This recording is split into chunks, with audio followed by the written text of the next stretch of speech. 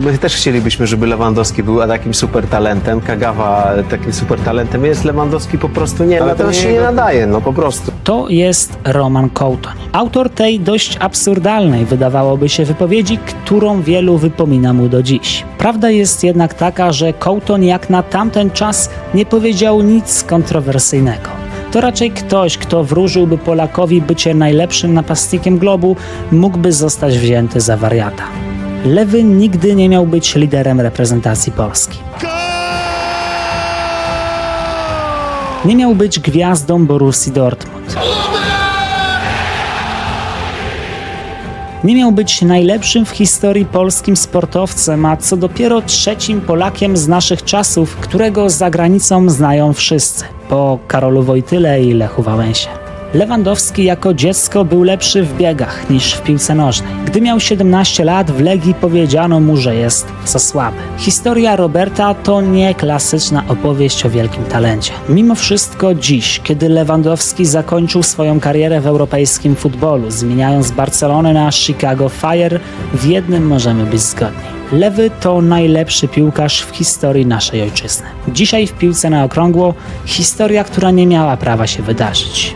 Od lokalnych kartoflisk po blask Camp Nou czy Allianz Areny. Pierwsza taka historia Roberta Lewandowskiego na polskim YouTubie. Zapraszam.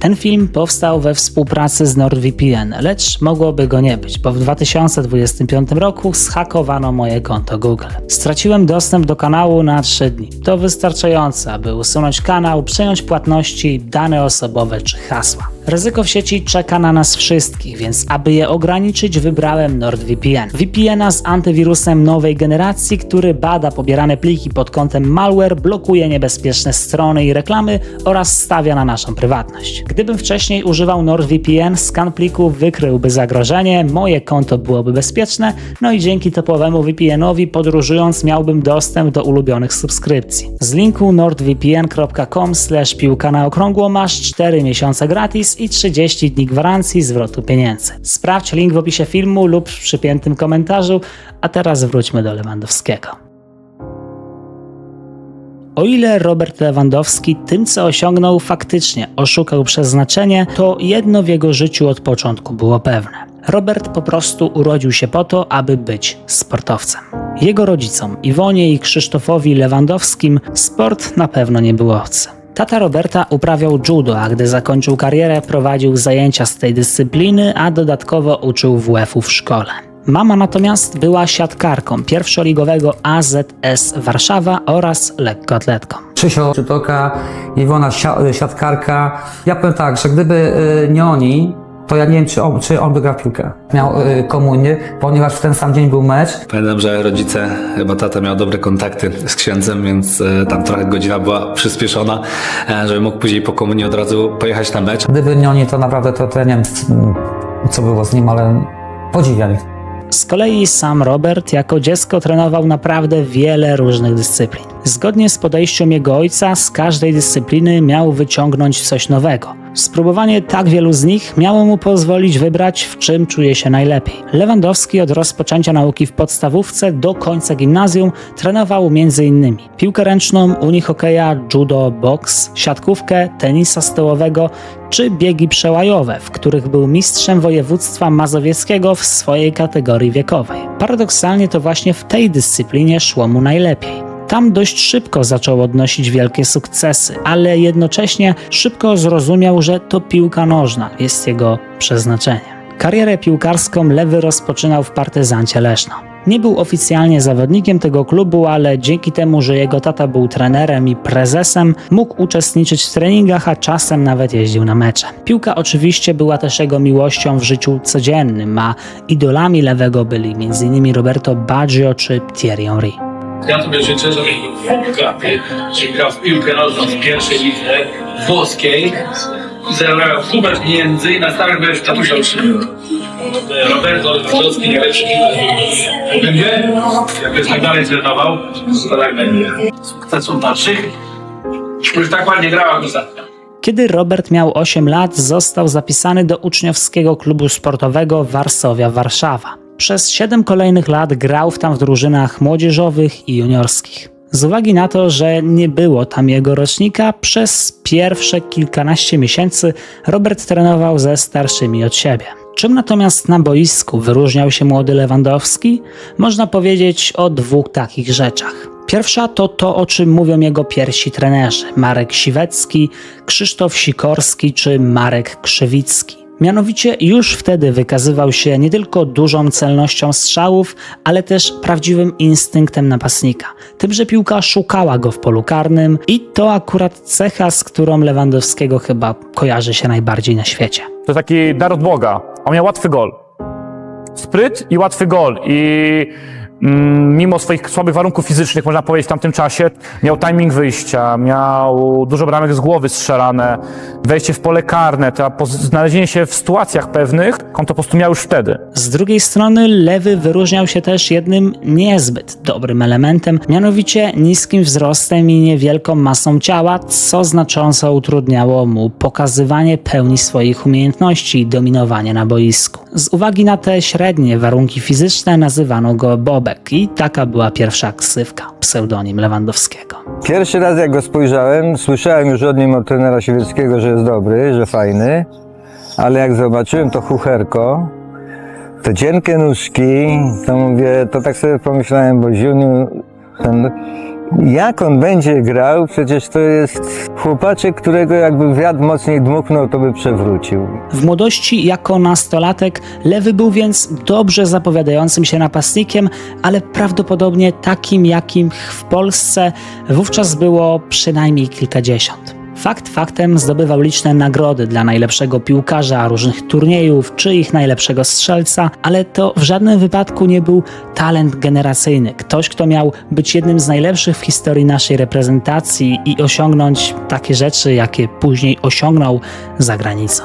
Mimo tego już wtedy wielu zwracało uwagę na kilka elementów, nie tyle co zdolności, ale charakteru Lewandowskiego, które miały uczynić go wielkim piłkarzem, a właściwie pomóc mu się nim stać. Lewandowski był skromny, pokorny, ale i pracowity, bardzo pracowity. W lutym 2005 roku trafił do czwartoligowej Delty Warszawa, klubu, który uchodził za zaplecze stołecznej Legii.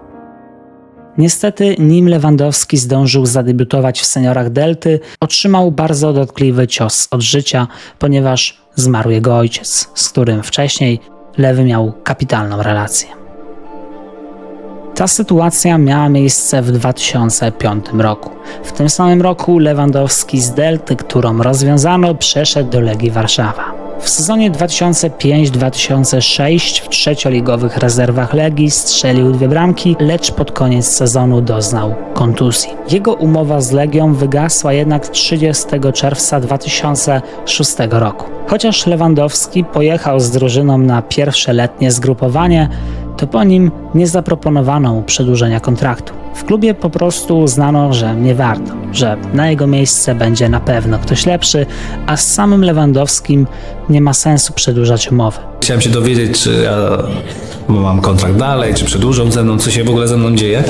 No, otrzymałem informację praktycznie od pani sekretarki, że jednak ten kontrakt ze mną nie zostanie przedłużony i na pewno był to duży cios dla takiego młodego chłopaka, jakim byłem po takich przeżyciach. Zastanawiacie się pewnie, kogo Legia miała w miejsce Lewandowskiego. Piłkarza, który później nie strzelił żadnej bramki dla Legii. W całej swojej karierze, nie licząc 3. klasy rozgrywkowej w Hiszpanii, bo to, umówmy się, dość przeciętny poziom, strzelił łącznie 52 gole. O 3 mniej niż Lewy w swoim najlepszym sezonie w Bayernie Monachium. Tym piłkarzem był Hiszpan Mikel Arrubarrena. W każdym razie dla Roberta to był bardzo trudny moment życia. Nie miał nawet 18 lat, a musiał odnaleźć się w zupełnie nowej sytuacji, w dodatku niedługo po rodzinnej tragedii. To był moment, kiedy Lewandowski na poważnie zastanawiał się, czy kontynuować dalszą karierę, a jeśli tak, to co będzie dalej. Ostatecznie podpisał jednak kontrakt z trzecioligowym Zniczem Pruszków. W swoim pierwszym sezonie awansował z drużyną do drugiej ligi, a w ciągu 2 kampanii strzelił dla Znicza 38 goli. Był królem strzelców odpowiednio trzeciej i drugiej ligi. Kacperek Lewandowski 0-3! Kolejna bramka w 12 w tym sezonie Lewandowski. Lewy w Zniczu, choć grając na zapleczu Ekstraklasy, pokazał, że może być całkiem dobrym napastnikiem, szczególnie jak na realia Ligi Polskiej. Już wtedy Legia mogła nieco żałować tego, że nie dała mu szansy, a kiedy 18 czerwca 2008 roku Lewandowskiego sprzedano za 900 000 do Lecha Poznań, w klubie ze stolicy stało się jasne, że został tam popełniony duży błąd. Mimo tego w tamtym momencie Lech nie był ani tak mocnym klubem, jakim stał się po transferze Lewandowskiego, ani tak mocnym jak dziś. Sezon wcześniej był 4. w lidze, jeszcze wcześniej 6., 8., 6., 11., a w kampanii 2001-2002 grał na zapleczu Ekstraklasy. Legia z drugiej strony była dużo bardziej uznaną marką. W ostatnich 5 sezonach zawsze kończyła w pierwszej trójce, a raz wygrała mistrzostwo. Co ciekawe, w momencie przenosin Lewego do Lecha Legię prowadził Jan Urban, późniejszy selekcjoner reprezentacji Polski, ale nie on był trenerem, kiedy w Legii podjęto decyzję, aby z Lewandowskim kontraktu nie przedłużyć. W każdym razie tutaj zaczyna się pierwszy etap oszukiwania przeznaczenia, dokonywania niemożliwego przez Roberta Lewandowskiego. Z piłkarza, którego odrzucono, który jako dzieciak był za chudy, za mały i za słaby fizycznie, żeby rywalizować z najlepszymi rówieśnikami, Robert w Lechu stanie się jednym z najlepiej zapowiadających się polskich piłkarzy. Na początku swojej kariery w Poznaniu Robert Lewandowski miał 20 lat. Jego debiut w nowej drużynie był minimum bardzo imponujący. Strzelanie zaczął już w pierwszej kolejce, kiedy w meczu z GKS-em Bełchatów wszedł z ławki w 62 minucie. Dosłownie 5 minut później strzelił bramkę na wagę zwycięstwa, tak się przynajmniej wtedy wydawało, Lecha 2-1, jednak w końcówce kolejorz stracił 2 bramki i ostatecznie sezon zaczął od porażki. Pierwsza bramka w Ekstraklasie też była niewiarygodna, która okazała się bramką sezonu, więc naprawdę tych wspomnień jest wiele. Dla wszystkich, którzy lubią natomiast liczby, pewna ciekawostka. Data tego meczu to 8, czyli sierpnia 2008 roku. Jakby tego było mało, Lewandowski jest urodzony w 1988, a w tym meczu rozegrał 28 minut. Mówiąc jednak o liczbach przypadkowych, przejdźmy do tych, które były efektem ciężkiej pracy polskiego napastnika. 30 meczów, 14 goli, 6 asyst. Tak wyglądał dorobek Lewandowskiego w jego pierwszym sezonie. Już w 5. kolejce Robert dał się poznać całej Polsce, strzelając dublet z ówczesnym liderem ligi Wisłą Kraków. W ataku Peruwiańczyka Rengifo zastąpił Lewandowski. Piłka po strzale Bośniaka odbija się od Kantoro i Lewandowskiego. Pawełek znów bezradny. Kapitan Lecha Murawski zagrywa do Lewandowskiego. Były piłkarz Znicza na zimno, sam na sam pokonuje Pawełka i świetnie puentuje bardzo udany dla siebie tydzień. Te spotkanie Lech wygrał aż 4-1. Sezon ostatecznie zakończył na 3. miejscu, choć od 9. kolejki do 30., czyli do końca, nie przegrał już ani jednego meczu. Ten sezon w wykonaniu Lewego nie był jednak przeciętny. To było 20 goli we wszystkich rozgrywkach, a do tego 11 asyst. Jeżeli chodzi o sezon 2008-2009, to wówczas Lewandowski grał też w europejskich pucharach i w Pucharze UEFA. Puchar UEFA to obecna Liga Europy, która nazwę na Ligę Europy zmieniła właśnie po tym sezonie, gdzie Lewandowski debiutował w tych rozgrywkach. Debiut Lewego na arenie europejskiej był co najmniej udany. W kwalifikacjach do Pucharu UEFA 3 gole i 1 asysta w 3 meczach, gdzie w 3 był zmiennikiem, a w samym turnieju gol plus 2 asysty. Lech zaprezentował się całkiem dobrze, wygrywając z holenderskim Feyenoordem czy remisując z hiszpańskim Deportivo La Coruña i odpadł dopiero nieznacznie, przegrywając we 2 meczu 3. rundy z Udinese, włoskim klubem.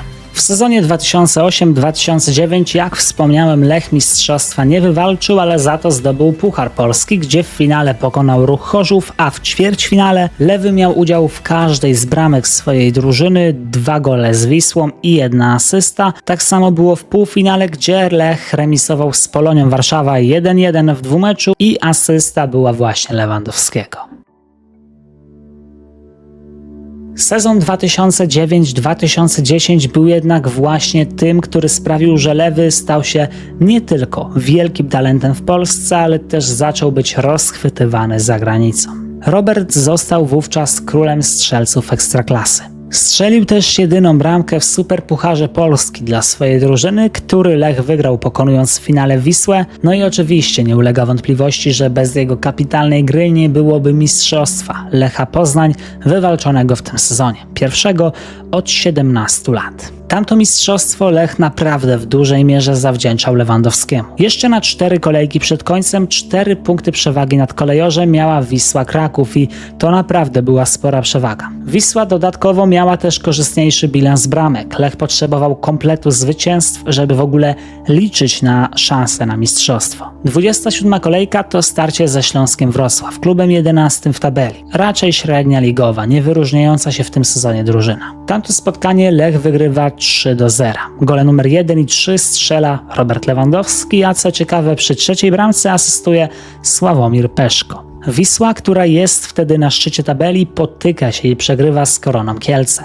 Już tylko 1 punkt dzieli Lech od Wisły, ale wciąż to Lech goni. 28 kolejka. Lech gra z Polonią Bytom, drużyną z 7 miejsca w tabeli. W tym meczu padają 3 bramki dla Lecha. Wszystkie w pierwszej połowie. Autorem trzeciej jest Lewandowski, znów asystuje mu Peszko, dla którego to 14 asysta, podczas gdy dla Roberta gol numer 16. Wisła jednak też wygrywa swoje spotkanie w 28 kolejce. W kolejce numer 29 Lech musi zrobić coś dużego. Wisła gra wtedy z Krakowią, która walczy o utrzymanie, jest 4 punkty nad strefą spadkową, podczas gdy Lech mierzy się z Ruchem Chorzów, drużyną z miejsca numer 3, która w tym momencie bardzo zaciekle walczy o trzecie miejsce dające puchary wraz z Legią Warszawa. Niestety w tym meczu pierwszy gol pada dla Ruchu.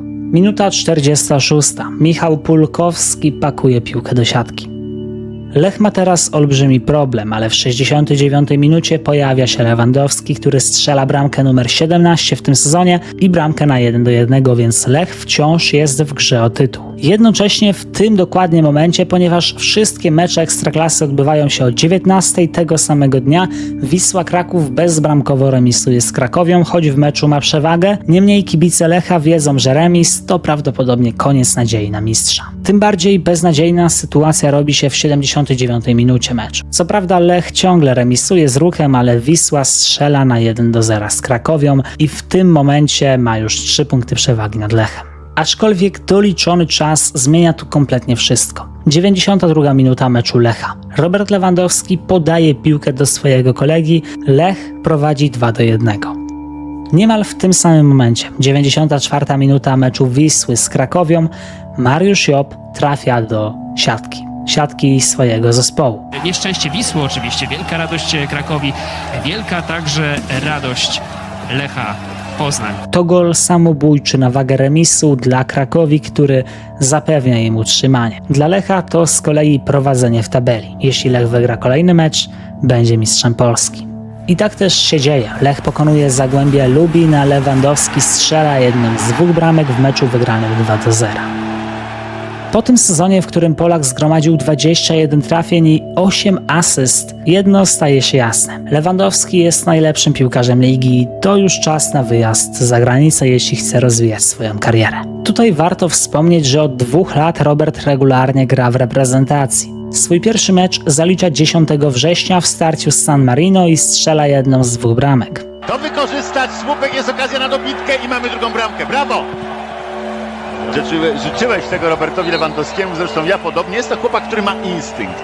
Potrafi się gdzieś ustawić, szuka go piłka.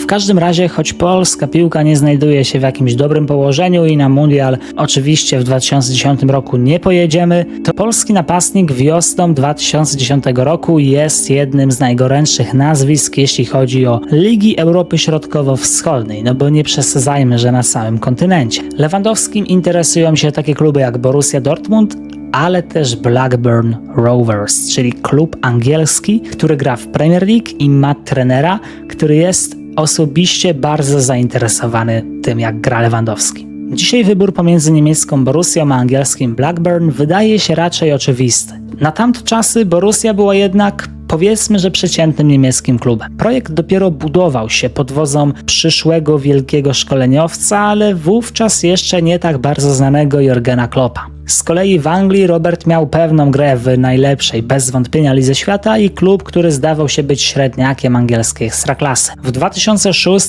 czy 2008 potrafili nawet zająć 6. lub 7. miejsce w lidze, więc niewykluczone, że z Robertem mogliby naprawdę walczyć o grę w europejskich pucharach. I Lewandowski miał pojechać do Anglii. Nie po podpisanie kontraktu, tylko żeby najpierw zobaczyć stadion, miasto, centrum treningowe i po prostu odwiedzić klub przed podjęciem finalnej decyzji, gdzie się przeniesie po zakończeniu sezonu. Tutaj jednak dochodzimy do absurdalnego momentu. Volcanic ash has caused the worst disruption to air travel in 20 years. EF, Yarkul. More than 3,000 airports across Europe were closed over the weekend, as more than 63,000 flights have been cancelled. W tym okresie, kiedy był zaplanowany lot Roberta, wybuchł islandzki wulkan Eyjafjallajökull i ten wybuch zatrzymał ruch lotniczy niemal w całej Europie. Lot Lewego został odwołany.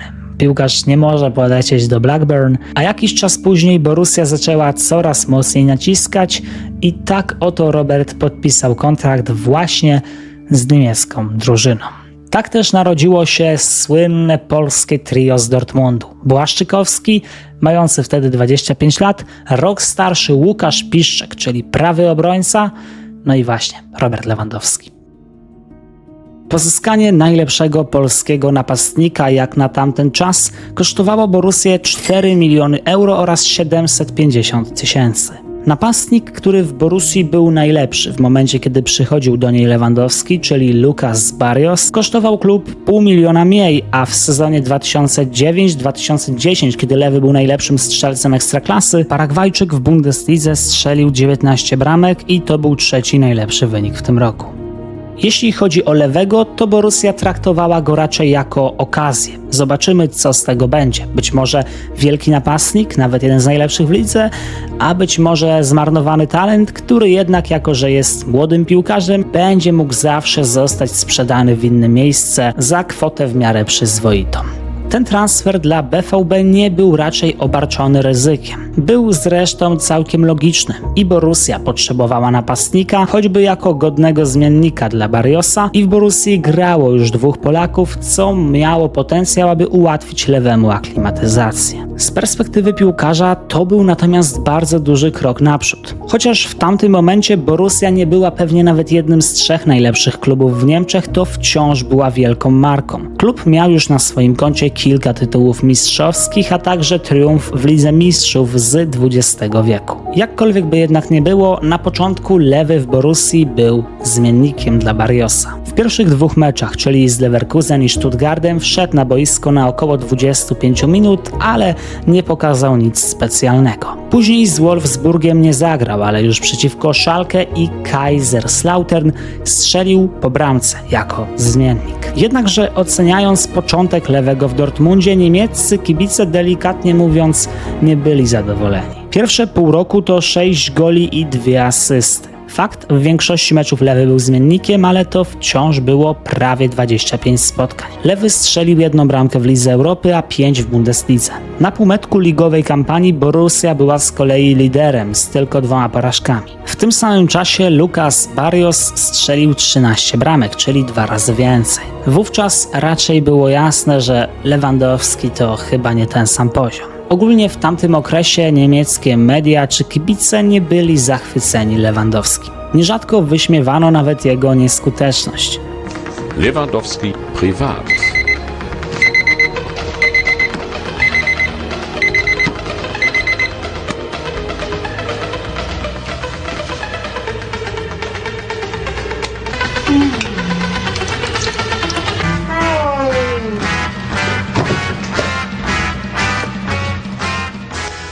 Czasem specjalnie przekręcano jego nazwisko i bez wątpienia nie traktowano go poważnie. Sezon adaptacyjny Lewandowski ostatecznie skończył z 9 golami i 4 asystami. W tym czasie rozegrał aż 43 mecze, łącznie prawie 2000 minut, więc cóż, to nie były dobre liczby. Mimo wszystko, kiedy Lewemu raczej nie szło, a jego kariera nie rozwijała się jeszcze w dynamicznym tempie, w Niemczech, a właściwie w Dortmundzie był jeden człowiek, który bardzo w niego wierzył, a może raczej widział w nim coś, na co rzadko zwracali uwagę inni. Tym kimś był trener Borussii, Jürgen Klopp, a tą cechą był charakter Lewandowskiego i to, jak dużo pracował on nad tym, aby poprawić swoją grę. Po latach Klopp określa Lewandowskiego jako jednego z najbardziej pracowitych, wzorowych piłkarzy, z jakimi miał okazję pracować. Klopp dostrzegł potencjał w Lewandowskim, dlatego już w trakcie tego sezonu Lewy wielokrotnie wybiegał na boisko w pierwszym składzie. Prawdziwym przełomem miała być jednak kampania 2011-2012. Wchodząc w ten sezon, Lewy miał 23 lata. Borussia, która w poprzednim sezonie wywalczyła Mistrzostwo Niemiec, wróciła po kilkuletniej przerwie do Ligi Mistrzów i wymagania w kontekście niemieckiego klubu były już dużo większe. To nie był już ciekawie zapowiadający się projekt ciekawego trenera, tylko po prostu mistrzowie Niemiec, od których oczekiwano przynajmniej walki o obronę tytułu. Mimo tego na początku sierpnia 2011 roku, kiedy rozpoczynał się sezon w Niemczech, kibice BVB mieli powody do niepokoju. Lucas Barrios, który przez ostatnie 2 lata był najlepszym strzelcem drużyny, doznał kontuzji, która miała wykluczyć go z gry na około 2 miesiące. Na początku sezonu szansę dostał więc nie kto inny jak Lewandowski i postanowił naprawdę ją wykorzystać. Pierwsze 6 meczów Borussii w niemieckiej Bundeslidze w tamtym sezonie to nie był najlepszy start. Żółto-czarni wygrali tylko 2 mecze, a 1 zremisowali. Po 6 kolejkach byli na 11. miejscu w tabeli, bliżej spadku niż mistrzostwa. Oczywiście nikt nie zakładał, że klub spadnie, ale z takim początkiem obrona tytułu była jeszcze większym wyzwaniem. Mimo tego od 7. kolejki Borussia zaczęła wygrywać. W sumie to mało powiedziane, bo do końca ligowego sezonu nie przegrała już ani raz. W 8. kolejce przeciwko Augsburgowi Lewandowski strzelił swojego pierwszego hat-tricka dla Borussii. Dodatkowo w tym meczu dołożył jeszcze asystę. W kolejce 30. Lewy strzelił swoją pierwszą bramkę z największym gigantem w Niemczech, czyli Bayernem Monachium. Ten gol na dobrą sprawę zagwarantował Borussii drugi z rzędu tytuł mistrza Niemiec. Przed tym meczem Borussia miała 3 punkty przewagi. Gdyby Bayern wygrał, byłby pierwszy, ponieważ miał korzystniejszą różnicę bramek, a do końca sezonu były jeszcze 4 spotkania. Dzięki bramce Lewego Borussia odskoczyła jednak w tabeli na 6 punktów. Kolejne 4 mecze wygrała i sezon zakończyła jako bezsprzecznie najlepsza drużyna w kraju.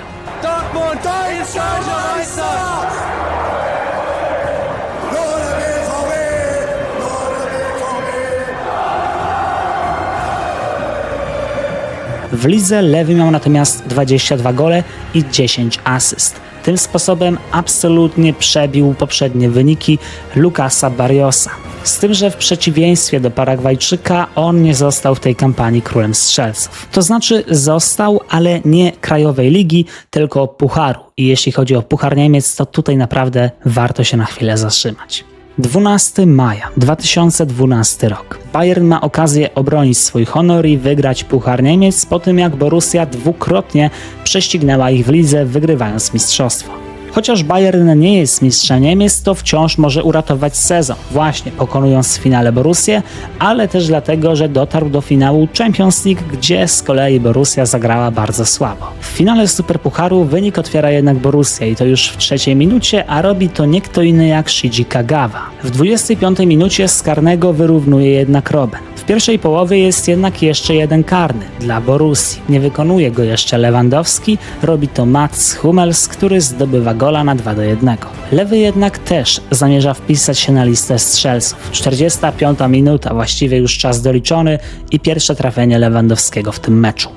Pierwsza połowa spotkania i 3-1 dla Borussii. Żeby odrobić tę stratę, Bayern będzie musiał bardzo się napracować. W drugiej połowie Bawarczycy oczywiście atakują, ale to Borussia jest skuteczniejsza albo po prostu ma w swoim składzie kogoś, kto tego dnia jest najlepszy – Roberta Lewandowskiego. 58 minuta to drugie trafienie Lewego w tym meczu. 17 minut później na 4-2 trafia Frank Ribery, ale po 6 minutach na 9 minut przed końcem Lewandowski strzela po raz trzeci. To jest hat-trick Polaka w finale Pucharu Niemiec przeciwko Bayernowi Monachium.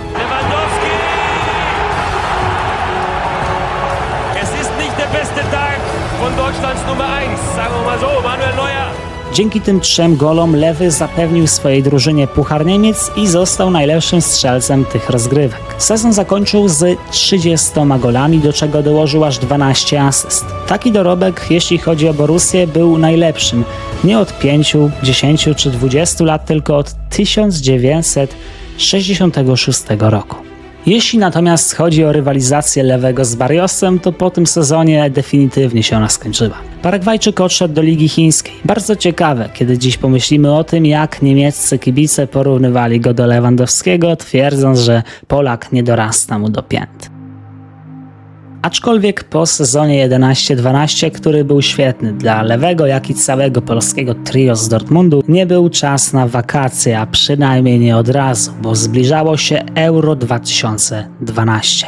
Dziś, kiedy myślimy o tym turnieju, mamy przed oczami obraz porażki, ale wtedy naprawdę kibice mieli olbrzymie nadzieje. My oraz Ukraińcy jako gospodarze turnieju eliminacji nie graliśmy. Patrząc jednak na formę z meczów towarzyskich, mniej więcej rok przed rozpoczęciem Euro, to prawdopodobnie w takich eliminacjach poradzilibyśmy sobie całkiem dobrze.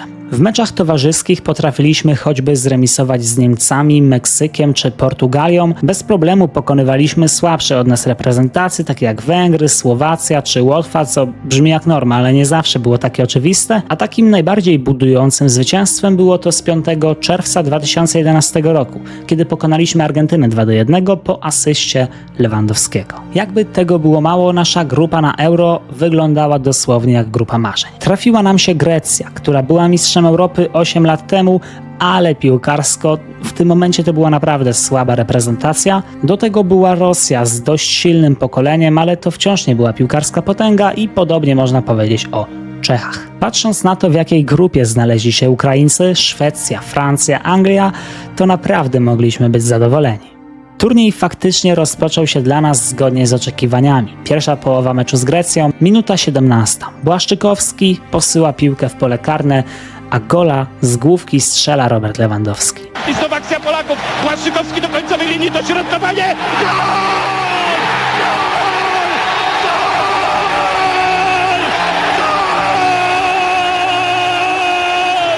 Polska prowadzi z Grecją 1-0.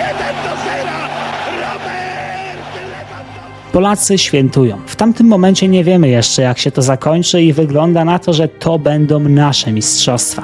Nie tylko organizowane u nas, ale również takie, na których pokażemy siłę polskiego futbolu. Wydaje się, że wszystko idzie za dobrze, ale los znowu nam sprzyja. W 35 minucie grecki obrońca ogląda żółtą kartkę. Ten sam 9 minut później otrzymuje drugą żółtą kartkę, a w konsekwencji czerwoną i od tej pory Polska gra z 1 golem przewagi na własnym stadionie i z jednym zawodnikiem przewagi, ponieważ Grecy grają w dziesiątkę. I tutaj wydaje się, że nie możemy tego zepsuć, ale rzeczywistość uderzyła brutalnie, bo to był koniec euforii na tym Euro. 51 minuta, gol dla Greków. 68, czerwona kartka naszego bramkarza Wojciecha Szczęsnego. W bramce na szczęście staje Przemysław Tytoń, który heroicznie broni rzut karny, więc mecz kończy się remisem. Nam jednak towarzyszy olbrzymi niedosyt i jeśli nie wygramy z Rosją, no to może być ciężko.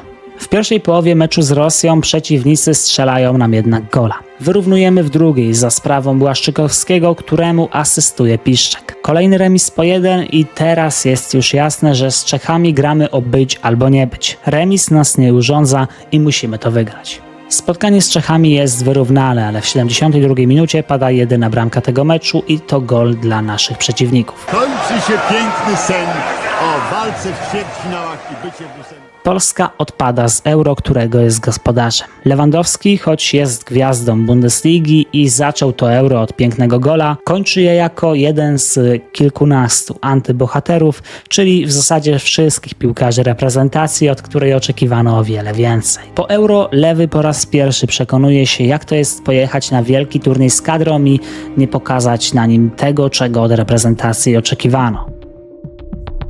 Mimo tego polski napastnik nie zapomina, jak strzelać gole. Kampania 2012-2013 jest kolejnym arcydziełem w jego wykonaniu. W trakcie tego sezonu stało się jasne, że Lewy nie tylko jest najlepszy w Niemczech, ale prawdopodobnie jednym z najlepszych napastników na całym świecie.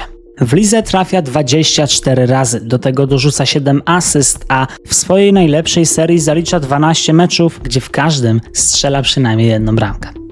Mimo tego Borussia nie wygrywa ligi, gdzie triumfuje Bayern. Ten sam, który pokonał ich w Superpucharze Niemiec, w Pucharze Niemiec, choć już na etapie ćwierćfinału, i ten sam, z którym Borussia mierzyła się w finale Ligi Mistrzów. Czy Lewandowski poprowadzi Borussię do zwycięstwa nad Bayernem? Czy polska trójka z Dortmundu spełni marzenie także polskich kibiców i sięgnie po najwyższe klubowe trofeum? Finał rozgrywano 25 maja 2013 roku, ale zanim finał, przejdźmy do tego, jak w ogóle Borussia się w nim znalazła, ponieważ tej kampanii Ligi Mistrzów w wykonaniu Lewego i jego kolegów musimy poświęcić chwilę. Borussia, która na sukces w Lidze Mistrzów, choćby wyjście z grupy, czekała naprawdę długi czas, tutaj trafiła do prawdziwej grupy śmierci. Po pierwsze Real Madryt, drużyna prowadzona przez José Mourinho, dwukrotny półfinalista z ostatnich lat i zespół, który w poprzednim sezonie był niewątpliwie najlepszy w Hiszpanii, wyprzedzając samą Barcelonę Pepa Guardioli, która dominowała w La Lidze od 3 lat. Drugi w tej grupie był Manchester City. Wcześniej niewiele znacząca drużyna, ale od tego sezonu mistrzowie Anglii, którzy od tej pory mieli być jedną z najlepszych drużyn świata. Do tego jeszcze Ajax Amsterdam, mistrz Holandii z tego i poprzedniego sezonu. W tej grupie po prostu nie było słabych drużyn. To była prawdziwa grupa śmierci. W tym sezonie Champions League Borussia rozpoczęła rywalizację od meczu z Ajaxem u siebie. Dopiero w 87 minucie po asyście Piszczka Lewy strzelił w tym meczu gola na wagę zwycięstwa. W drugim meczu fazy grupowej Borussia zremisowała 1-1 z Manchesterem City. W kolejnym spotkaniu grała z Realem Madryt i tutaj wygrała 2-1, a Robert Lewandowski strzelił jedną z bramek, już wtedy pokazując królewskim, że warto obserwować tego napastnika pod kątem potencjalnego transferu. W rewanżu Borussia też nie zawiodła. Remis 2-2 z Realem i asysta Lewandowskiego. Borussia potrzebowała tak naprawdę już tylko jednego zwycięstwa. Udało się je zgarnąć z Ajaxem, kiedy to wygrali oni 4-1, a Lewy zaliczył pierwszy w Lidze Mistrzów w swojej karierze dublet. Na zakończenie tej edycji Ligi Mistrzów Borussia pokonała Manchester City jednym golem już bez większego udziału Roberta, który spędził na boisku 13 minut. Fazę grupową Lewy kończył z 4 golami i asystą. W tamtym momencie kariery miał już skończone 24 lata i przystępując do tej edycji Champions League tylko jednego gola w tych rozgrywkach. Messi czy Ronaldo w tym wieku mieli już dobre kilkadziesiąt trafień. Nikt chyba nie mógł spodziewać się, że wiele lat później Lewy będzie jednym z 3 najlepszych piłkarzy w historii Champions League pod kątem zdobytych goli. W każdym razie losowanie, które było dla Borussii bardzo niełaskawe na początku w fazie grupowej, w fazie pucharowej już wyglądało lepiej. W 1/8 finału Borussia grała z Szachtarem. Na papierze to miał być łatwy przeciwnik, ale pierwszy mecz tej rywalizacji taki nie był. Chociaż Lewy strzelił tam gola, to wynik 2-2 na pewno nie satysfakcjonował Borussii. Pozytyw był tu przynajmniej taki, że rewanż był u siebie. I faktycznie w rewanżu bez większych problemów Borussia wygrała 3-0, przechodząc do ćwierćfinału. Tam jednak po raz kolejny czekał przeciwnik, który na papierze miał być bardzo prosty. Była to hiszpańska Malaga. Duża niespodzianka tego sezonu w Lidze Mistrzów. Pierwszy mecz z Malagą to 0-0. Drugi, który Borussia znów rozgrywała u siebie, to zwycięstwo 3-2 dla BVB. Borussia miała tu sporo szczęścia, ale koniec końców była w półfinale, a tam czekał na nią Real Madryt, czyli dobry znajomy z fazy grupowej. Pierwszy mecz tej rywalizacji. 24 kwietnia 2013 roku i pewnie już wiecie, co się zaraz wydarzy.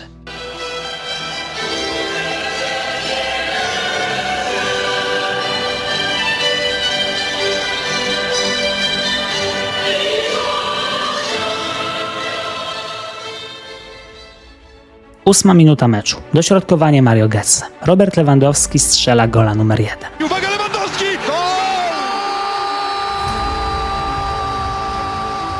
W pierwszej połowie wyrównuje Ronaldo. W drugiej jednak Lewy kompletuje klasycznego hat-tricka. Dorzuca jeszcze 3 bramki. Mecz kończy z 4 golami. 4 gole. 4-1 dla Borussii. Starcie Ronaldo z Lewandowskim kończy się absolutną dominacją Polaka. Lewandowski! Gol numer 4! Borussia gromi Real Madryt!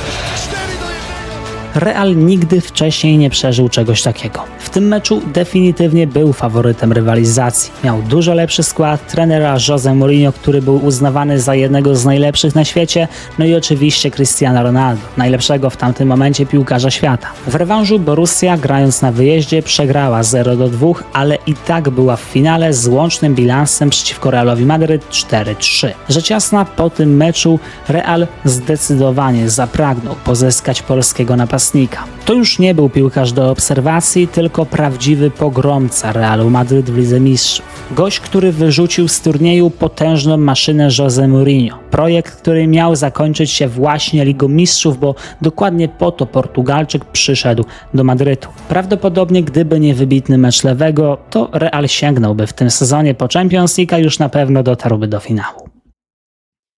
Mówiąc jednak o finale, ten nie był udany dla polskiego trio z Dortmundu. Bayern ten mecz wygrał 2-1. Chociaż nie było to spotkanie jednostronne, a raczej test gatunków wyrównanych, to w tym sezonie dominacja Bawarczyków nad Borussią była ewidentna. Po tej porażce jedno stało się dla lewego jasne. W tym momencie następnym krokiem w karierze będzie próba sięgnięcia po Champions League.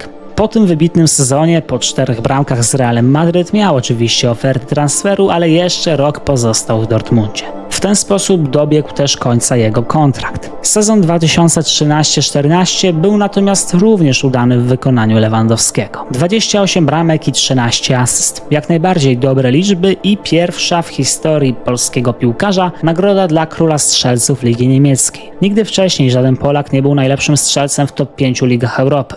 Nikt wtedy jeszcze chyba nie wiedział, że Lewandowski ten wyczyn powtórzy 7 razy.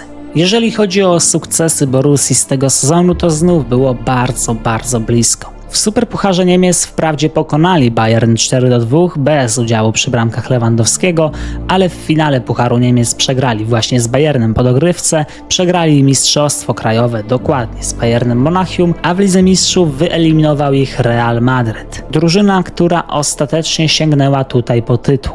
Lewy w tamtym sezonie Champions League w 9 meczach strzelił 6 goli i miał 3 asysty. Dla Borussii Dortmund w 187 meczach strzelił 103 gole i miał 42 asysty. Łącznie, biorąc pod uwagę 4 lata. Dzisiaj Lewy jest 12. najlepszym strzelcem w historii BVB. 3. biorąc pod uwagę tylko obcokrajowców, a do najlepszego brakuje mu tylko 74 gole.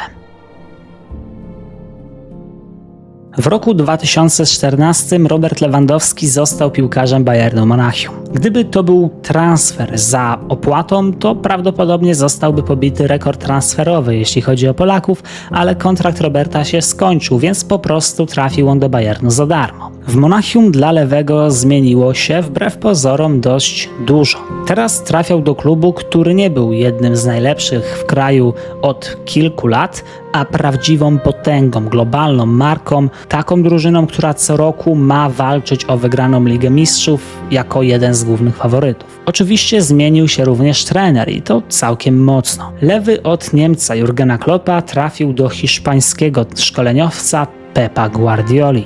Trenera, który uchodzi za twórcę nowoczesnej tiki-taki, kogoś, kto był absolutnym rewolucjonistą w futbolu i kto stworzył według wielu najlepszą drużynę w jego historii, czyli Barcelonę z lat 2008-2011, kiedy to klub ten dwukrotnie sięgał po Ligę Mistrzów, a 3 razy był mistrzem Hiszpanii. Mimo tego pierwszy rok współpracy Lewego z Guardiolą, choć nie był rozczarowaniem, to nie przyniósł też oczekiwanych rezultatów. Fakt faktem, Bayern był najlepszy w Niemczech i to zdecydowanie. W Lidze Mistrzów też nie można powiedzieć, że było źle. Bayern w fazie grupowej zdobył 15 punktów. W 1/8 finału rozbił 7-0 Szachtar w dwumeczu, a później pokonał FC Porto 7-4. W półfinale Bawarczycy trafili jednak na Barcelonę, którą prowadził uczeń Pepa Guardioli, Luis Enrique. W pierwszym meczu Barca wygrała 3-0. W drugim było 3-2. Jedną z bramek zdobył Lewandowski, ale to nie wystarczyło Bayernowi do awansu. W 12 meczach tamtej Ligi Mistrzów Lewy miał 6 goli i 5 asyst i to bardzo dobre liczby. Jeśli chodzi o krajowe podwórko, to choć w Niemczech w lidze Bayern był najlepszy, puchar jak i superpuchar trafiły do Borussii. W tej kampanii lewy miał natomiast 25 goli oraz 13 asyst. Nie były to złe liczby, wciąż najlepsze w Bayernie, ale w 3 ostatnich sezonach w Borussii lewy za każdym razem strzelał więcej bramek, więc to na pewno nie było tak, że szturmem podbił on Bawarię. Teraz jednak przenosimy się do drugiego sezonu Lewandowskiego. 2015-2016 i tu już było zupełnie inaczej. 22 września, rok 2015. 6. kolejka Bundesligi. Do tej pory Bayern rozegrał 5 meczów z dość przeciętnymi rywalami, z wyjątkiem Leverkusen. Wygrał wszystkie. Lewy w 4 występach strzelił 3 gole. W 5. kolejce pauzował jednak ze względu na lekką kontuzję, więc i mecz z Wolfsburgiem rozpoczął na ławce rezerwowych. Plan Guardioli zakładał, że Bayern poradzi sobie tutaj bez lewego. Jeżeli natomiast drużynie by nie szło, no to wtedy Polak wejdzie na boisko. Trzeba jednak pamiętać, że Wolfsburg nie był przeciętną niemiecką drużyną, tylko wówczas jedną z najlepszych w kraju. W poprzedniej kampanii był wicemistrzem Niemiec. Kibice Bayernu mogli więc być rozczarowani, ale nie kompletnie zszokowani, kiedy Wolfsburg wyszedł na prowadzenie w 26 minucie. Wydawało się więc, że Bayern czeka pierwsza w tym sezonie strata punktów. Ten mecz miał już być raczej nudny. Wolfsburg miał bronić się zwarcie i tak jak zresztą potrafił, a Bayern miał atakować. Właśnie po to na drugą połowę wyszedł Robert Lewandowski, który zmienił Thiago Alcantarę. 5 minut po wejściu na boisko Robert Lewandowski strzelił pierwszą bramkę w tym meczu i doprowadził do remisu. Dosłownie minutę później dał Bayernowi prowadzenie. W ciągu 2 minut zdobył 2 bramki i jego drużyna nagle odrobiła straty i tym razem prowadziła. Bayern jednak nie zatrzymywał się, a w szczególności lewy. 3 minuty później było już 3-1, a Lewandowski miał już hat-tricka. Najszybszy hat-trick w historii Bundesligi. 57 minuta, czyli 6 minut od gola numer 1. Lewy trafia po raz 4. Ponownie asystuje mu Douglas Costa, czyli Brazylijczyk i to już 4. gol Lewandowskiego. Najszybszy czteropak, jak nazywamy strzelanie 4 bramek w historii Bundesligi. 60 minuta to natomiast postawienie kropki nad i. Lewandowski strzela gola numer 5, jest to bez wątpienia najpiękniejsza bramka tej rywalizacji. Na pole karne Lewandowski, co tutaj się dzieje? 5. bramka napastnika reprezentacji Polski, potrzebował do tego niespełna 9 minut. Tym sposobem Lewandowski przeszedł do historii jako piłkarz, który strzelił 5 goli w jednym meczu i zrobił to zdecydowanie najszybciej. Pep Guardiola nie mógł uwierzyć w to, co widział na boisku. Po meczu powiedział, że jest tylko jeden piłkarz na świecie, który szokował go w podobny sposób, czyli Messi, ale prócz niego to nigdy nie widział czegoś takiego jak to, co tutaj zrobił Lewandowski, że to był jeden z najlepszych występów napastnika, jakie kiedykolwiek oglądał. Ten mecz był kolejnym punktem przełomowym w karierze Lewandowskiego. Sezon ligowy zakończył z 30 bramkami. Po raz pierwszy przekroczył tę barierę w karierze, a do tego miał też 5 asyst. Łącznie w tej kampanii 42 gole i 7 asyst. To jego indywidualny rekord, jeśli chodzi o ilość zdobytych goli. Jak jednak było w Lidze Mistrzów? Otóż Bayern znów w fazie grupowej zaprezentował się naprawdę dobrze. Sam lewy strzelił aż 7 goli, bramkę z Arsenalem, aż 5 z Dinamo Zagrzeb i 1 z Olympiakosem. W 1/8 finału Bayern miał trudnego rywala, czyli Juventus, finalistę sprzed roku. W pierwszym meczu 2-2 i asysta lewego, w drugim 4-2 po dogrywce i bramka Roberta. W ćwierćfinale na Bayern czekała Benfica. Postawiła Niemcom trudne warunki, choć wygrali oni 3-2. Tak oto w półfinale grali z Atletico Cholo Simeone. W pierwszym meczu na Metropolitano, czyli w Hiszpanii, Rojiblancos wygrali, strzelając 1 bramkę.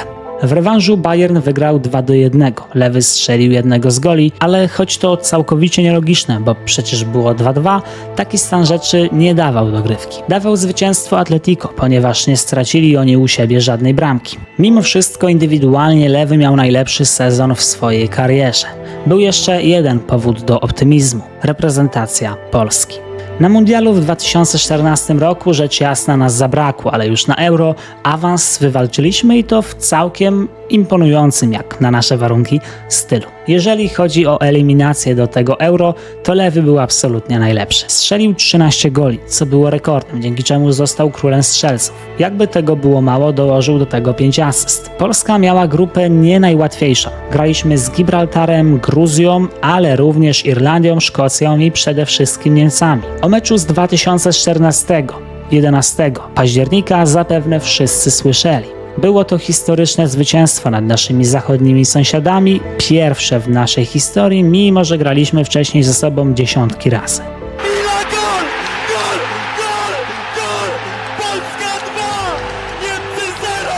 Wygrywamy z mistrzami świata 2-0. Tutaj Lewy miał asystę i choć nie był MVP spotkania, to kolektywnie Polska zagrała świetny mecz, a przecież mierzyliśmy się z ówczesnymi mistrzami świata. Po 6 meczach mieliśmy 4 zwycięstwa i 2 remisy. Gdybyśmy więc nie przegrali meczu z Niemcami w 7. kolejce eliminacji, to pewnie awansowalibyśmy z miejsca numer 1. Tak się jednak nie stało i mimo bramki Roberta tutaj przegraliśmy. Kolejne mecze to jednak 7 punktów i to dało nam drugie miejsce w grupie.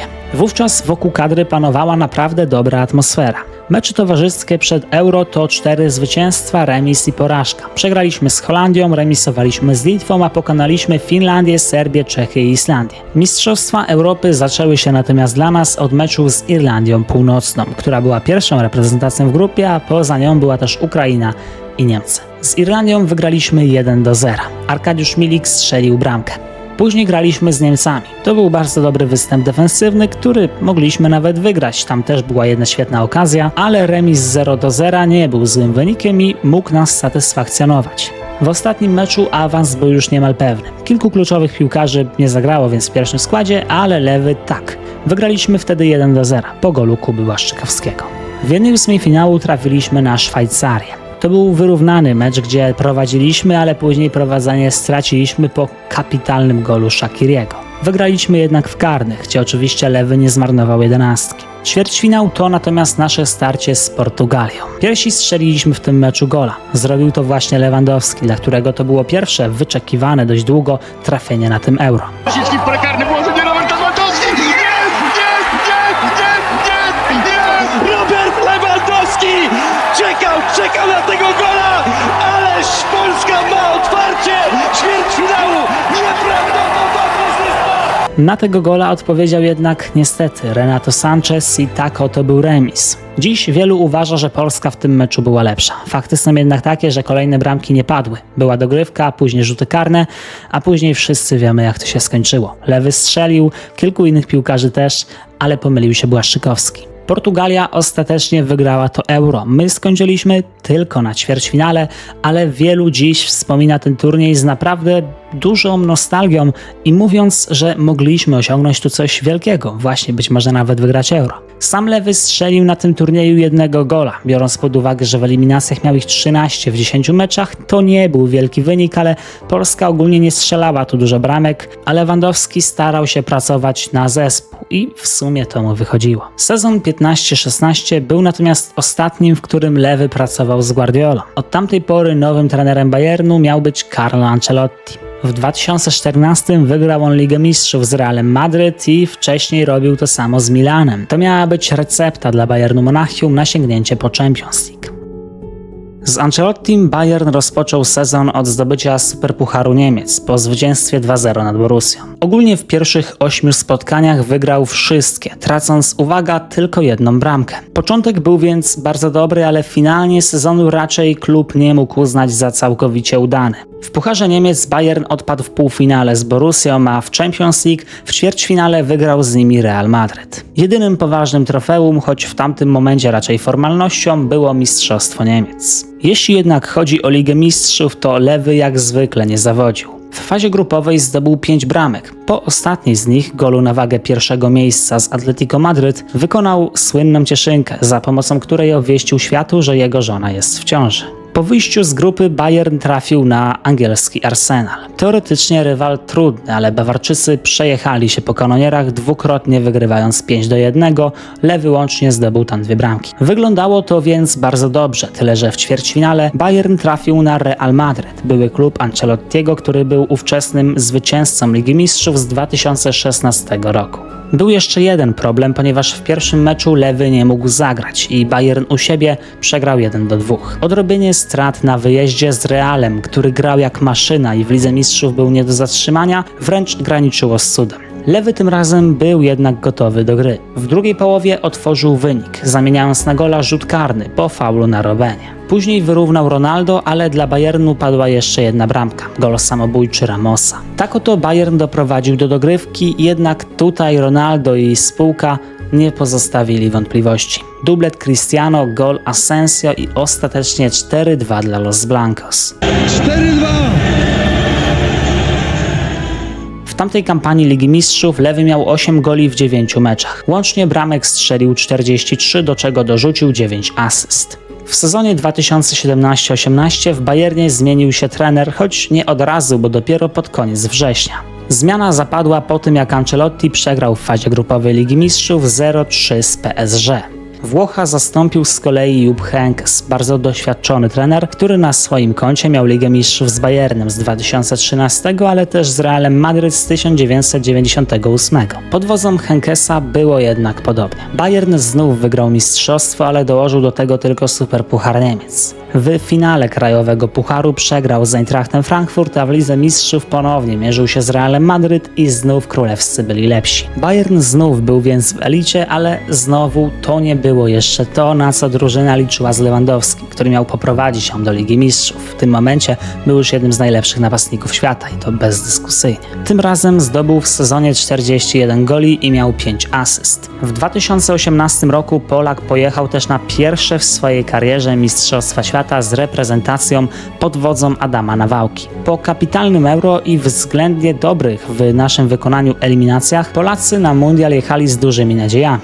Lewy był najlepszym strzelcem eliminacji. Strzelił tam aż 16 goli, co było rekordem jeśli chodzi o Europę i ten mundial to miał być jego turniej. Od momentu zakończenia Euro Lewy zagrał w 14 meczach kadry. Zdobył w nich aż 20 bramek. Polacy niestety rozpoczęli mundial od klęski, jaką była przegrana z Senegalem 1-2.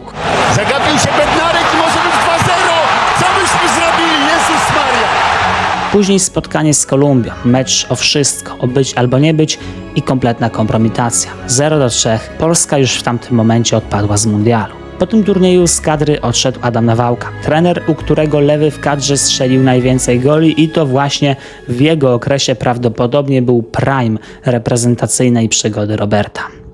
W sezonie 2018-19 Bayern prowadził chorwacki trener Niko Kovac. Jeśli chodzi o Lewego, to nie licząc debiutanckiej kampanii Roberta w Bayernie, ta była najgorsza pod względem bramek. Oczywiście to nie oznacza jednak, że Lewandowski grał źle, wręcz przeciwnie, to był kolejny bardzo dobry sezon w jego wykonaniu. Bayern rozpoczął zmagania od Superpucharu z Eintrachtem Frankfurt. Lewy w tym meczu strzelił hat-tricka. Stał się jedynym piłkarzem, który w finale Superpucharu Niemiec strzelił 2 hat-tricki w 2 różnych klubach. Jeśli chodzi o Bundesligę, to w 33 spotkaniach Lewy miał 22 gole i 10 asyst. Koronę króla strzelców oczywiście zgarnął. W Pucharze Niemiec to właśnie on był decydujący. Strzelił 7 goli, był królem strzelców, do tego miał jeszcze 3 asysty, a w finale z RB Lipsk zdobył 2 z 3 bramek. W Lidze Mistrzów Lewy też nie zawodził. W fazie grupowej w względnie łatwej grupie zdobył aż 8 bramek i kiedy wydawało się, że ta kampania Champions League to będzie pierwsza, w której Polak zostanie królem strzelców, w meczu 1-8 z Liverpoolem Bayern przegrał 1-3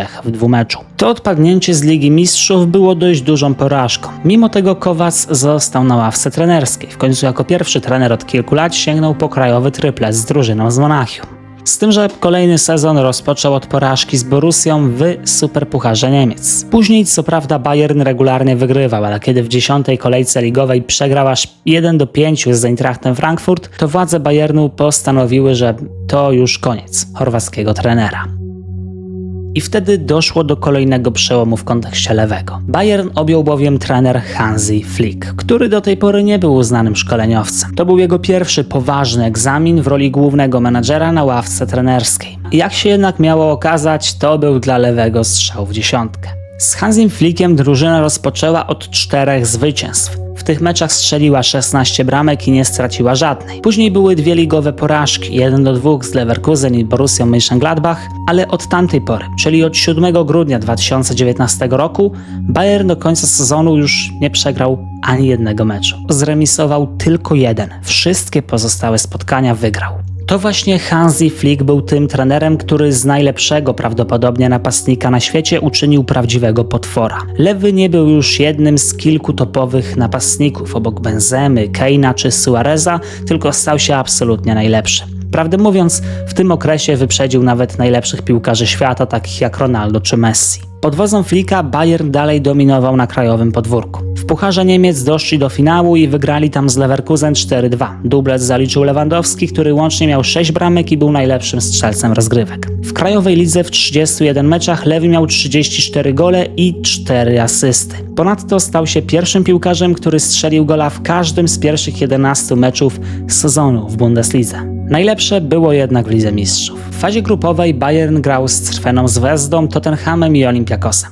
W pierwszym meczu z Crveną 3-0, Lewy z golem. Później mecz z Tottenhamem i tutaj jeszcze, co ciekawe, za Niko Kovaca, Bayern wygrał aż 7-2, a Lewy zdobył dublet. Później był mecz z Olympiakosem, gdzie Bayern grał trochę gorzej, ale Lewy przesądził o zwycięstwie 3-2, zdobywając kolejny dublet. W rewanżu z Olympiakosem 2-0 i kolejny gol Lewego. Później mecz z Crveną Zvezdą i tym razem Lewy zanotował 4-opak. To już był drugi mecz w Lidze Mistrzów Lewego za kadencji Flicka. Niestety w kolejnym starciu fazy grupowej z Tottenhamem Lewandowski był na ławce, a naprawdę szkoda. Bayern wygrał wtedy z Tottenhamem 3-1 i to bez Roberta. Na 90% gdyby Lewy tu zagrał, dołożyłby choćby jednego gola, a wtedy ten sezon zakończyłby być może jako najlepszy strzelec jednego sezonu w historii Ligi Mistrzów i to pomimo tego, że rozegrał mniej spotkań niż inni. Dlaczego jednak mniej? Otóż nie tylko dlatego, że nie zagrał w tym meczu. Ta edycja Ligi Mistrzów była wyjątkowa, ponieważ to był czas epidemii, która sprawiła, że rozgrywki piłkarskie odbywały się trochę inaczej. 1/8 przebiegła jeszcze normalnie. Bayern rozgromił Chelsea 7-1 w dwumeczu, Lewy strzelił 3 gole i miał 4 asysty. Miał udział przy każdej bramce swojej drużyny. Ćwierćfinał i półfinał odbywały się jednak nie jako dwumecz, a jako pojedynczy mecz na neutralnych obiektach, bez kibiców. Wobec tego ta edycja Ligi Mistrzów miała normalnie 2 mecze mniej niż choćby te, w której Ronaldo strzelał swoje słynne 17 goli. W tamtym momencie Lewy miał bramek 13 w jednym sezonie i teoretycznie 5 meczów do rozegrania, ale jako że zdecydowano się rozgrywać 2 mecze mniej, to Polak nie mógł pobić tego rekordu, przynajmniej nie tak łatwo. Mimo tego w ćwierćfinale z Barsą strzelił i asystował, a Bayern zrobił coś niesamowitego, o czym do dzisiaj nie chcą pamiętać kibice Barcelony. Bayern pokonał Dumę Katalonii aż 8-2. Coutinho, Robert Lewandowski, wreszcie! 14 gol, 6. bramka, czekaliśmy na nią. Dosłownie 5 dni później, bo wtedy Ligę Mistrzów dogrywano w sierpniu, Bayern pokonał też sensacyjnego półfinalistę Olympique Lyon. Lewy znów z golem i asystą. Tym sposobem Robert miał 15 goli w 9 meczach Ligi Mistrzów. Nikt nigdy nie zrobił czegoś takiego, nawet Messi czy Ronaldo. W finale Bayern wygrał. Pokonał PSG, Lewy nie strzelił co prawda gola, ale to nie było najważniejsze. Był najlepszym strzelcem tej edycji Ligi Mistrzów i wreszcie wygrał ten puchar, o którym marzy każdy piłkarz. Radość jest tak ogromna, że tak ciężko pracowaliśmy na ten sukces. Do mnie to nie dociera, powiem szczerze, więc naprawdę brak słów.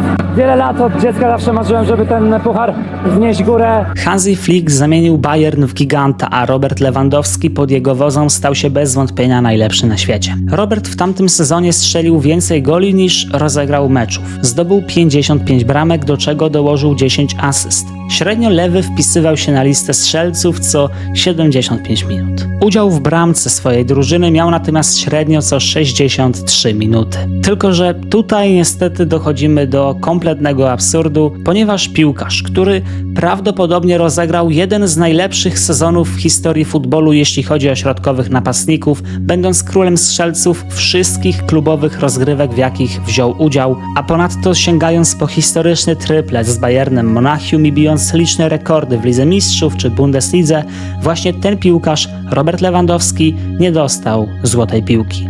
Plebiscyt zdecydowano się odwołać. Tak po prostu, ponieważ w tym roku była pandemia, albo, i to już nieoficjalna wersja, bo w tym roku wygrał ktoś, kto nie powinien wygrać i kto niezbyt opłacał się FIFA jako najlepszy piłkarz świata.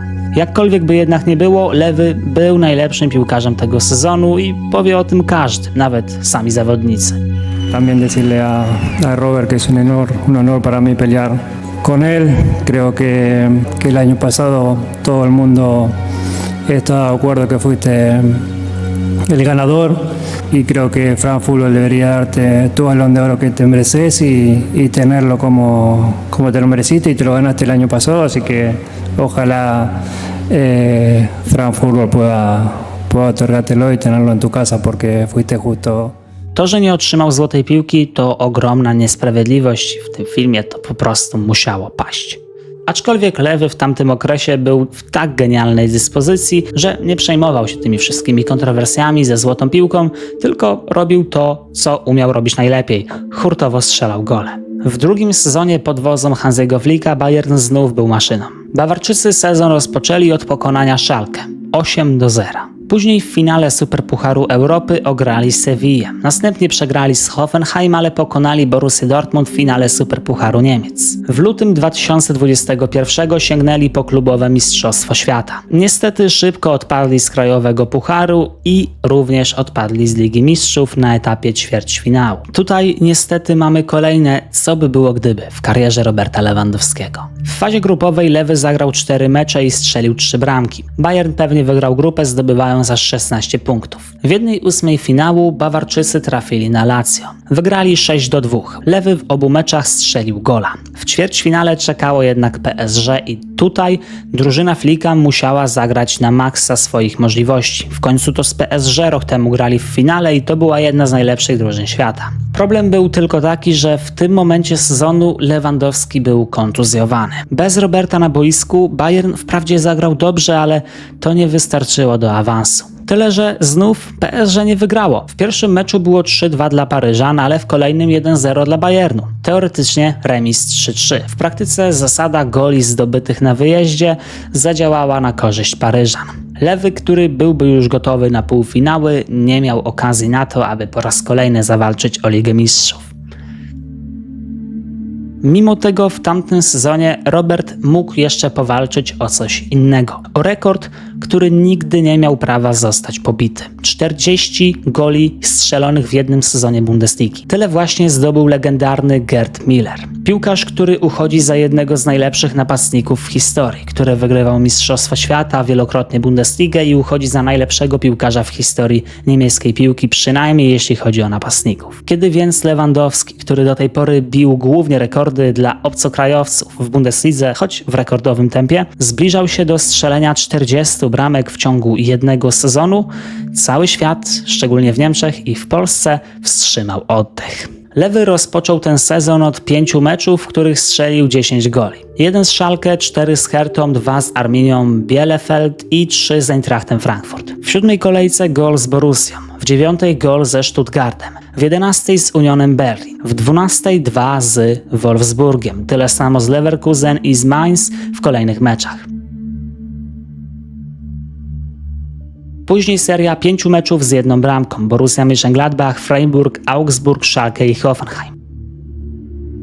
W 20 kolejce Lewy na chwilę się zatrzymał. Później jednak w 6 meczach zdobył 11 bramek, choćby hat-trick ze Stuttgartem czy z BVB. I tutaj niestety przyszedł moment, który zmienił naprawdę dużo w kontekście Lewego. Kontuzja.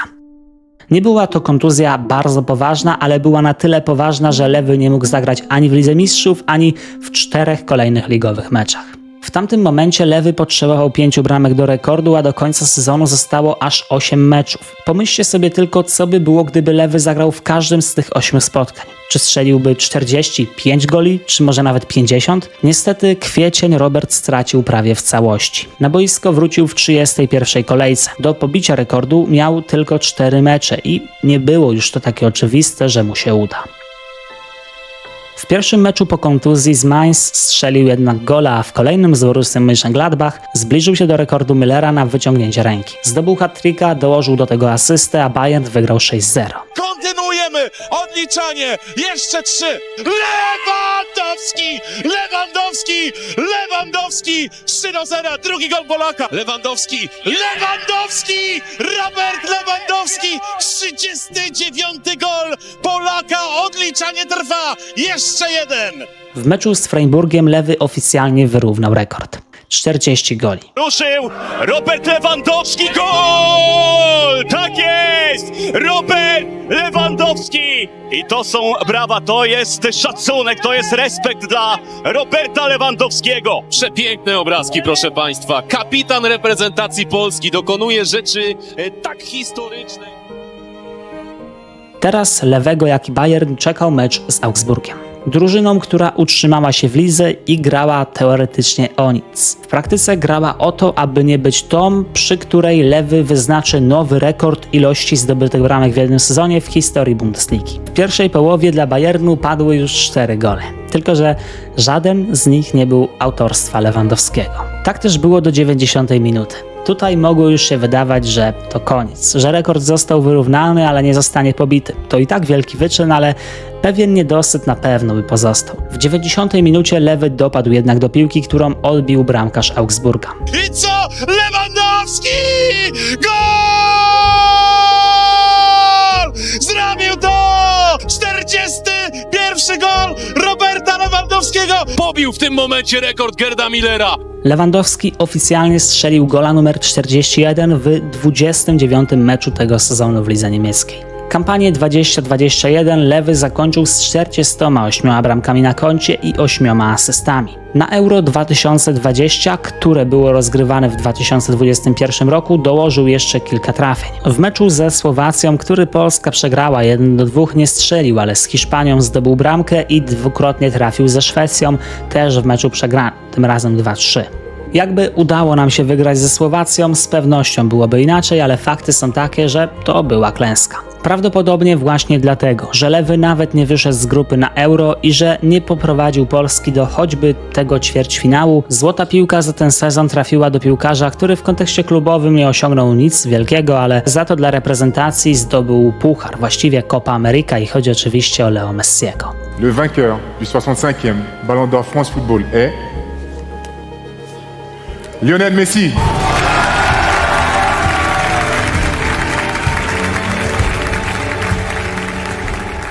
W każdym razie lewy po tym jak po raz drugi nie przyznano mu prawdopodobnie zasłużonej złotej piłki, rozegrał w Niemczech jeszcze jeden sezon. Drużynę prowadził wtedy Julian Nagelsmann. Lewy strzelił 35 goli w lidze, 13 w Lidze Mistrzów i 2 w Superpucharze, łącznie 50, a do tego jeszcze 7 asyst. Bayern wygrał natomiast Mistrzostwo Niemiec i krajowy Superpuchar, ale w Lidze Mistrzów nie osiągnął sukcesu. Lewy robił co mógł. W 10 meczach strzelił 13 bramek. W fazie grupowej 9 goli plus 2 asysty. Hat-trick z Benficą czy dublet z Barceloną. W 1/8 finału hat-trick z RB Salzburg. W meczu z Villarrealem jedyny gol po stronie Bayernu w dwumeczowej rywalizacji, którą sensacyjnie Villarreal wygrał 2-1. Łącznie dla Die Roten strzelił 344 gole w 375 meczach. Dołożył do tego 73 asysty. Z Bayernem sięgnął po 8 tytułów mistrza Niemiec. Tyle, ile rozegrał tam sezonów. Wygrywał Ligę Mistrzów, Superpuchar UEFA, klubowe Mistrzostwa Świata, 5 Superpucharów i 3 Puchary Niemiec. Łącznie z niemieckimi klubami zdobył 23 trofea. Stał się także najlepszym obcokrajowcem w historii Bundesligi, w sumie bez podziału na pozycje i to chyba nie ulega wątpliwości. Pobił rekord dla najlepszego strzelca w jednym sezonie tych rozgrywek, a w sezonie 2020-21 jak i 21-22 sięgał po złotego buta dla najlepszego strzelca w całej Europie. Opuszczając Bayern, lewy miał 34 lata. W takim wieku większość, a nawet najwybitniejszych napastników nie potrafi już być na topowym poziomie. Lewandowski nie postanowił jednak przejść do Arabii Saudyjskiej czy Ligi Amerykańskiej. Zamiast tego udał się do klubu, gdzie presja była ogromna, gdzie oczekiwano od niego naprawdę wielkich rzeczy. Lewandowski przeszedł do Barcelony.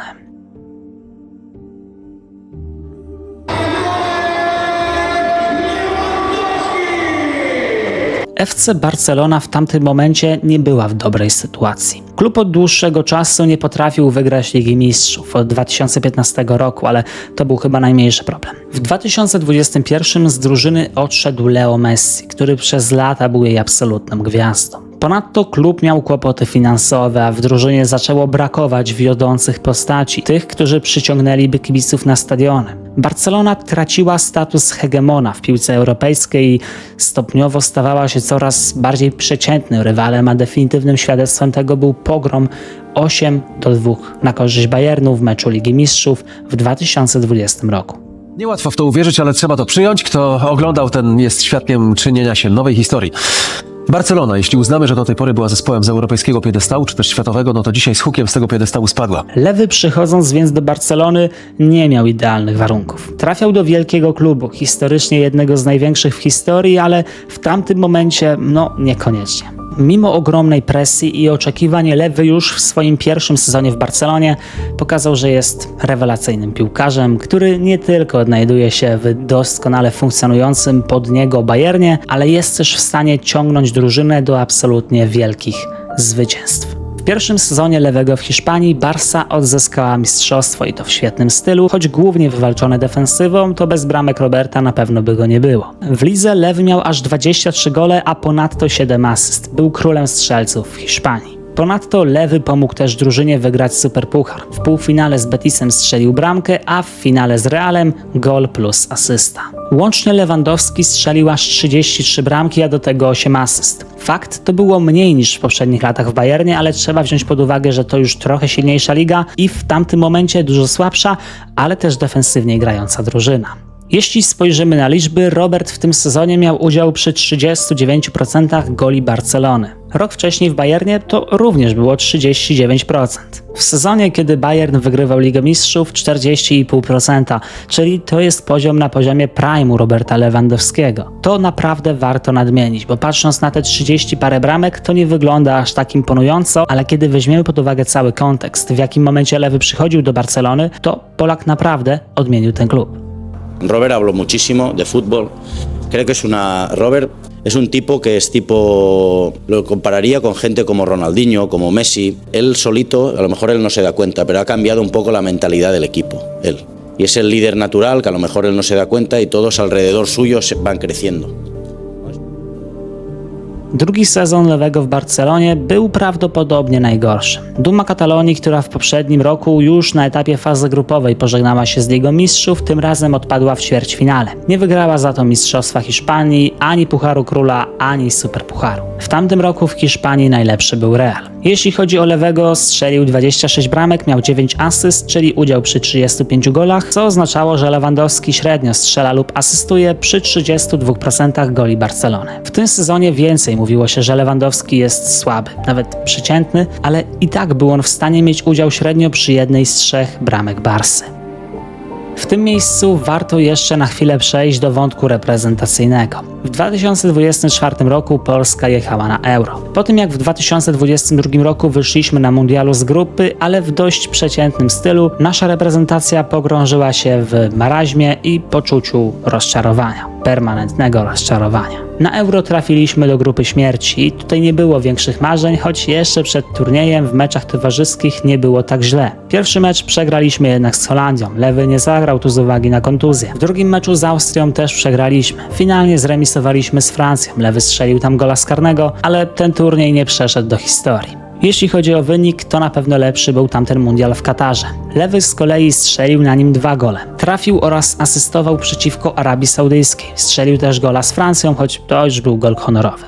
Lewy miał udział przy każdej bramce, jaką na tamtym mundialu zdobyliśmy. Euro 2024 jest jak do tej pory ostatnim wielkim turniejem Lewego w kadrze. Po nim jednak Lewandowski wracał do Barcelony, która kompletnie miała zmienić swoje oblicze. Z klubu odszedł Xavi, trener, który na początku był wielkim zwolennikiem Lewego i zabiegał o to, żeby go sprowadzić, ale z biegiem czasu stopniowo tracił do niego zaufanie i nie chciał wokół niego budować ofensywy. Pojawiały się plotki w trakcie drugiego sezonu, że Xavi chce sprzedać Lewandowskiego. Jakkolwiek by nie było, teraz Xavi odszedł, a Hansi Flick, który doskonale znał Polaka, miał jeszcze na koniec jego kariery na topie wykorzystać jego umiejętności.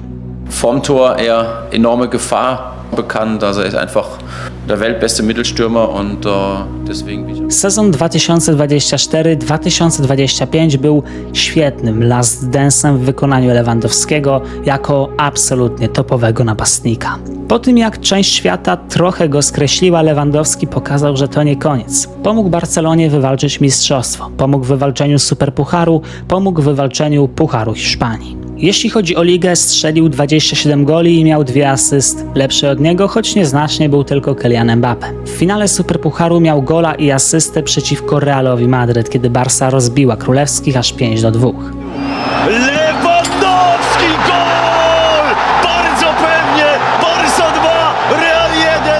Do tego Lewy dołożył 3 gole w krajowym pucharze i aż 11 bramek w Lidze Mistrzów. Sezon zakończył z 42 golami i 5 asystami. To był jego najlepszy etap w Barcelonie. W samej tylko Champions League Lewandowski miał 11 trafień. Dzięki temu stał się jedynym w historii piłkarzem, który dla 3 różnych klubów, w tym wypadku Borussia, Bayern, Barcelona, strzelił minimum 10 bramek w jednym sezonie Champions League. Lewy zdobył choćby bramkę w meczu z Bayernem Monachium, który jego drużyna wygrała aż 4-1. Who's in? And Lewandowski finishes it off! Strzelił też bramkę numer 100 w Lidze Mistrzów przeciwko Stade Bressois, dwukrotnie trafił z Benficą w ostatnim meczu fazy grupowej, a w ćwierćfinale z Borussią ustrzelił dublet. Do momentu ćwierćfinałów Lewy miał na swoim koncie 12 meczów i 11 goli. Barsa pewnie awansowała do półfinału i tam czekał na nią Inter. Duma Katalonii raczej była faworytem. Obok PSG grała najlepszą piłkę w Europie. Niestety, tutaj znowu Lewego zabrakło. Pierwszy mecz z powodu kontuzji Robert musiał opuścić. Ten mecz był totalnie niesamowity. Remis 3-3 na stadionie Camp Nou. W rewanżu Lewy był gotowy do gry, ale nie wyszedł w pierwszym składzie. To nie był moment sezonu, w którym był w najlepszej formie, właśnie choćby z uwagi na kontuzje i problemy zdrowotne, które też trochę doskwierały mu wcześniej. Rewanż Barcelony z Interem to kolejne 3-3. Tym razem Lewy wszedł z ławki, ale dopiero w doliczonym czasie gry. Doszło jednak do dogrywki, a tam, choć Barsa była bardzo dobra, to Inter też tworzył sytuację i ostatecznie to Inter awansował do finału. Duma Katalonii odpadła. Odpadła po absolutnie legendarnym dwumeczu. I to jest koniec! I to jest koniec! Inter Mediolan! Nerazzurri w finale Ligi Mistrzów! Niestety Barsy nie było dane dotrzeć wtedy do finału, a to mógł być kolejny przełomowy moment w karierze Lewego i symboliczny last dance na absolutnie najwyższym poziomie. Finalnie jednak ten sezon należał do Barcelony. Duma Katalonii wróciła na szczyt w Hiszpanii, a Lewandowski był znów topowym napastnikiem. Warto jednak odnotować, że końcówka tamtej kampanii nie była w jego wykonaniu udana. Być może to było przemęczenie związane z sezonem. Być może wiek Lewego coraz bardziej dawał o sobie znać. Być może ta lekka kontuzja wytrąciła go z równowagi. Jakkolwiek by nie było, w kolejnym sezonie częściej grał już raczej Ferran Torres. Od początku sezonu zaczęła się rywalizacja i szybko stało się jasne, że Lewy nie będzie cały czas numerem 1 w Barsy. W swoim ostatnim sezonie na Camp Nou, choć właściwie Camp Nou było wtedy remontowane, więc na Montjuic, Lewandowski strzelił 19 bramek i zaliczył 4 asysty. Również i w tej kampanii był w stanie ratować Barcelonę, choćby w meczu z Celtą, gdzie prawdopodobnie Barsa poniosłaby porażkę, a tak wygrała 4-3 dzięki hat-trickowi Lewandowskiego. Viene a la corta Fermín, balón hacia él, gol Lewandowski que marca su hat-trick. Był też mecz z Realem w Superpucharze Hiszpanii, gdzie gol Lewego był jednym z tych na wagę zwycięstwa. Pedri. Zegar jeszcze tyka. Lewandowski! Gol! W Lidze Mistrzów Barsa grała z Newcastle i wygrała aż 7-2 w 1/8 finału, a Lewy zdobył 2 bramki. Vite, très vite. Et voilà le 5e but. C'est Lewandowski cette fois. Le doublé pour Robert Lewandowski. To były zresztą jego ostatnie trafienia w Lidze Mistrzów. Łącznie w barwach Barsy zgromadził ich aż 23. Jego końcowy bilans w Dumie Katalonii to 193 mecze, 120 bramek i 24 asysty. Lewy jest 7. najlepszym strzelcem Barsy, jeśli chodzi o obcokrajowców. Dziś naprawdę wielu ludzi związanych z Barceloną, kibiców czy nawet legendarnych postaci też określa Roberta Lewandowskiego legendą.